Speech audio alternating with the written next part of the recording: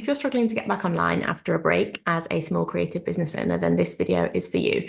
I'm a self-belief coach for introverted creatives, and I'm going to share 9 tips for making the transition back online a little bit easier after some time off. I'm not a social media or marketing expert or strategist. These are very much mindset tips to help you to get back online after a pause. First of all, acknowledging that having a break is perfectly okay. None of us can be on all the time, especially as introverts. We can't be online and being visible 100% of the year. So having a little break and stepping back from time to time is perfectly natural and necessary.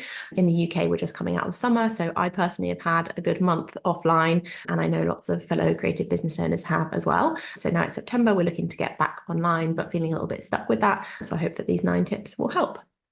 So the first step is to start with forgiveness.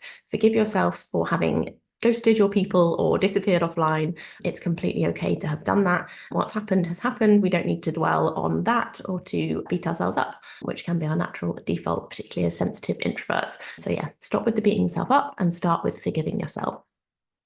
Tip number 2 is to acknowledge that you are not alone in this. So many people struggle with this visibility, showing up online, and particularly coming back after a break. So just actually letting yourself know that and reassuring yourself that other people face this same challenge, particularly people that you look up to and people who kind of make it look easy. I promise you, they will have their moments of also struggling with this.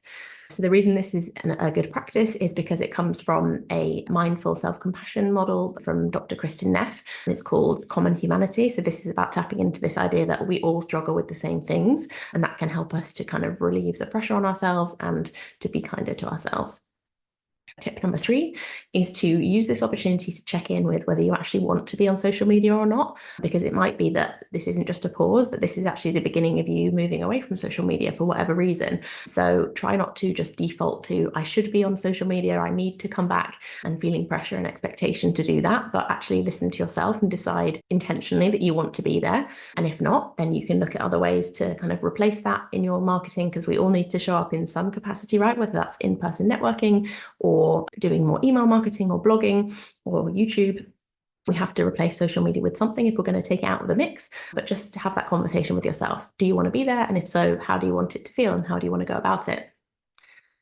Tip number 4 is allow yourself to say out loud or maybe write down all of your worst fears about coming back online. So no matter how unhinged they might feel and how dramatic and extreme and kind of over the top these reasons might be, then it could be like, I'm going to get cancelled, or I'm worried about getting trolled, or I'm going to be judged. There could be all sorts of reasons that we have kind of just under the surface that we're not admitting to ourselves.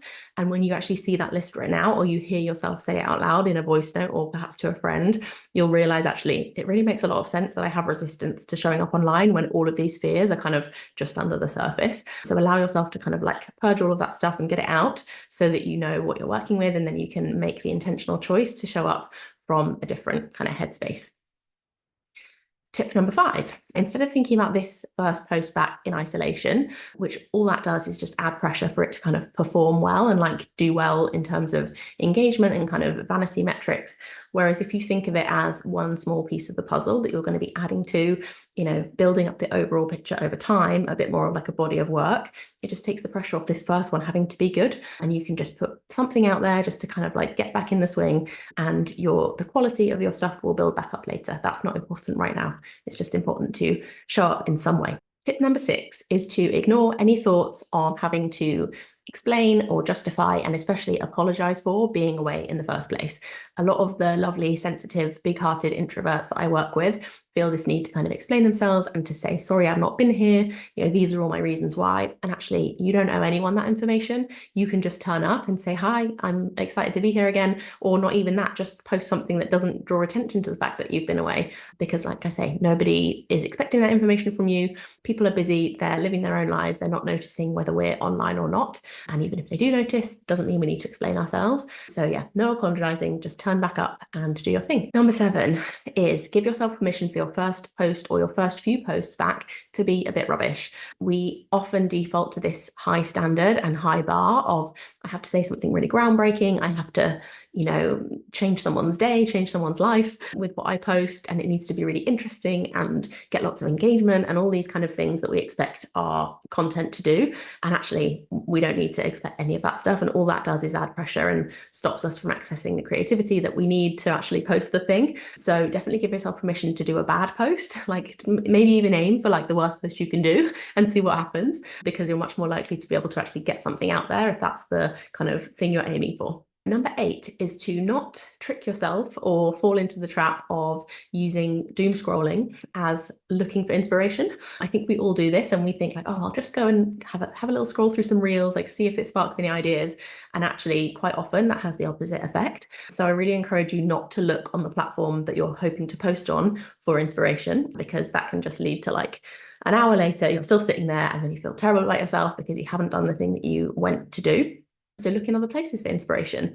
For me, something that really helps me feel inspired and feel excited and feel like I have ideas again is to speak to a friend. So have a conversation with someone, maybe strike up a chat with a stranger in the coffee shop line, or watch a film, go for a walk, go to a gym class, do some kind of hobby that you enjoy that doesn't involve, screens. Do anything that might spark some inspiration, and not because you're kind of forcing it and seeking ideas, I'm going to watch this film because it's going to give me an idea, I'm going to read this book because I'm going to feel inspired after, but just do that stuff anyway to allow your brain to kind of relax, and then the ideas can emerge on their own. So yeah, avoid Instagram for inspiration and seek your inspiration elsewhere. And my final tip, number 9, is to just have fun.